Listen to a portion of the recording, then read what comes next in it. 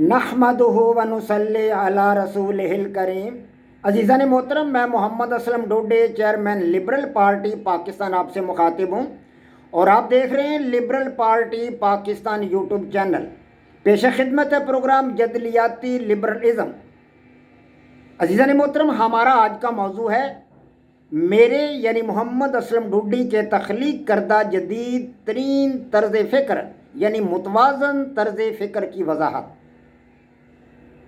अजीज़ान मोहतरम, आप इस हकीकत से आगाह हैं कि मैं आप हज़रात के सामने अपना प्रोग्राम जदलियाती लिबरलिज़म काफ़ी अरसा से पेश कर रहा हूँ और इसके तकरीबन 150 के लगभग एपिसोड्स आप हज़रात के सामने रख चुका हूँ। अजीज़ान मोहतरम, मैं आपको कई दफ़ा ये बात बता चुका हूँ और आज भी आपके गोशगुजार करना चाहता हूँ कि हकीकत यह है कि दुनिया में आज इंसान बेहद्दो हिसाब समाजी किस्म के मसाइल का शिकार है और वो बड़ी उलझनों में फंसा हुआ है और उसके समाजी मसाइल हल होने में नहीं आ रहे।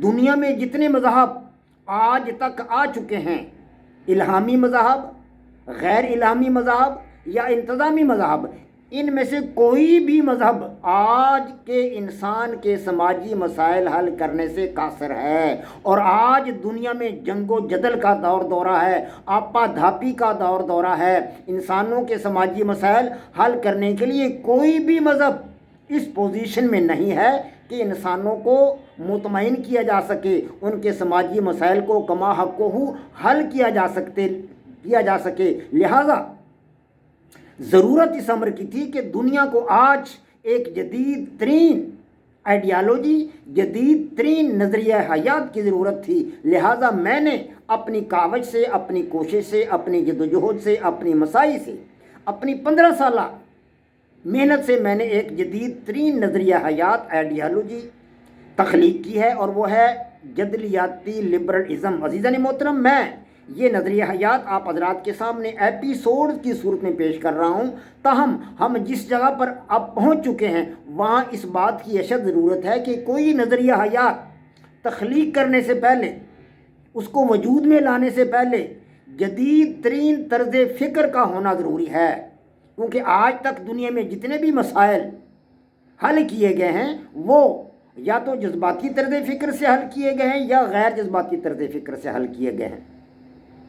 मादी किस्म के मसाइल गैर जज्बाती तर्ज़ फ़िक्र से और समाजी किस्म के मसाइल जो हैं वो जज्बाती तर्ज़ फ़िक्र से हल किए जाते हैं। लिहाजा इसको कुरेदना ज़रूरी था, इसको समझना ज़रूरी था कि जज्बाती तर्ज़ फ़िक्र और गैर जज्बाती तर्ज़ फ़िक्र इन दोनों ने इंसानों के समाजी मसाइल को हल क्यों नहीं किया और आज इंसान मुश्किलात का शिकार क्यों है, मसाइल का शिकार क्यों है। मैंने अपनी कावज से, अपनी मसाई से इस हकीकत को तलाश किया है और ये बात समझी है कि आज दुनिया को जहाँ एक जदीद तरीन आइडियालॉजी की ज़रूरत है, वहाँ इंसानों को एक जदीद तरीन तर्ज़ फ़िक्र की भी ज़रूरत है।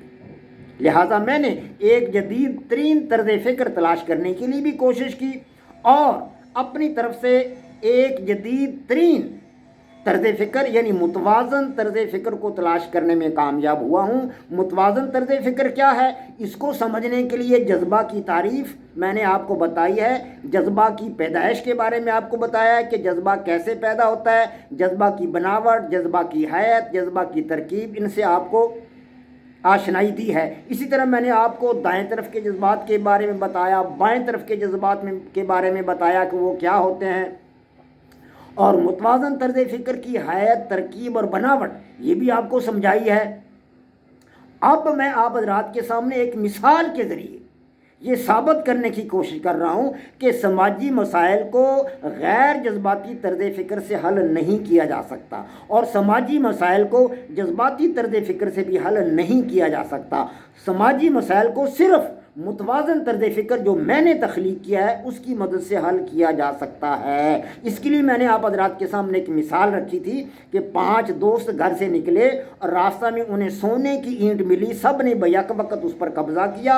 अब वो सोने की ईंट जो है हर एक उसका दावेदार है, तो पुलिस वक़्त पर वहाँ पहुँच जाती है, उन्होंने गिरफ़्तार करके जज के सामने पेश करती है। अब जज ने ये फ़ैसला करना है कि सोने की ईंट किसको दी जाए।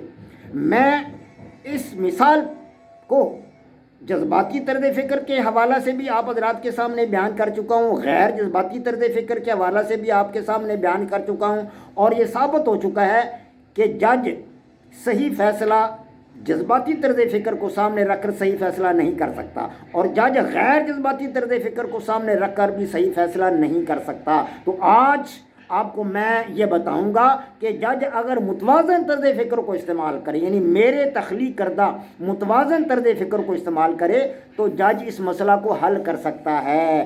گویا کہ متوازن طرز فکر سے انسان کے سماجی مسائل حل ہوتے ہیں۔ تو عزیزان محترم، آئیے آپ کو بتاؤں کہ اگر جج متوازن طرز فکر استعمال کرے تو وہ سب سے پہلے کیا کرے گا؟ اپنے جذبات کو متوازن کرے گا، کیونکہ متوازن طرز فکر جو ہے وہ جذبات کو متوازن کرنے کے لیے جو ہے وہ دعویٰ کرتا ہے اور زور دیتا ہے کہ متوازن کریں اپنے جذبات کو۔ جب انسان اپنے جذبات کو متوازن کر لے گا تو اس کے طرز عمل سے اس کے فکر سے ایسے اعمال نکلیں گے جو متوازن ہوں گے۔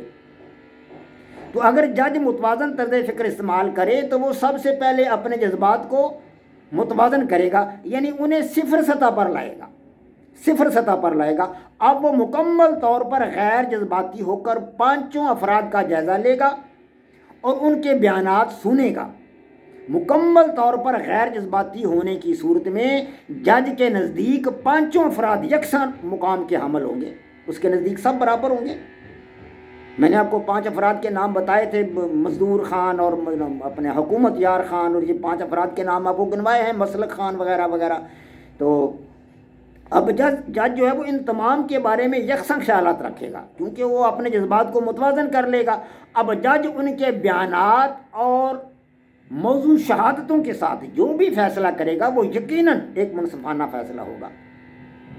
اگر جج مسئلہ پر متوازن طرز فکر کا اطلاق کرے تو یقیناً اس کا فیصلہ یہ ہوگا کہ سونے کی اینٹ 5 آدمیوں میں برابر تقسیم کر دی جائے۔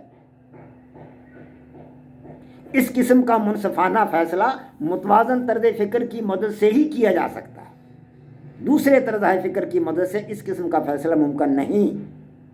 بس ثابت ہوا کہ اس مسئلہ کے حل کے لیے موزوں ترین طرز فکر متوازن طرز فکر ہوگا۔ غیر جذباتی اور جذباتی طرز فکر اس مسئلہ کو حل نہیں کر سکتے۔ اس مثال کو سامنے رکھتے ہوئے ہم اس نتیجہ پر پہنچتے ہیں کہ تمام اقسام کے سماجی مسائل بھی متوازن طرز فکر سے بطریق آسن حل کیے جا سکتے ہیں، اور غیر سماجی طرز فکر سے اور غیر جذباتی طرز فکر سے اور جذباتی طرز فکر سے سماجی مسائل انسان کے حل نہیں ہو سکتے۔ وما علینا الا البلاغ۔ پاک فوج زندہ باد، پاکستان پائندہ باد۔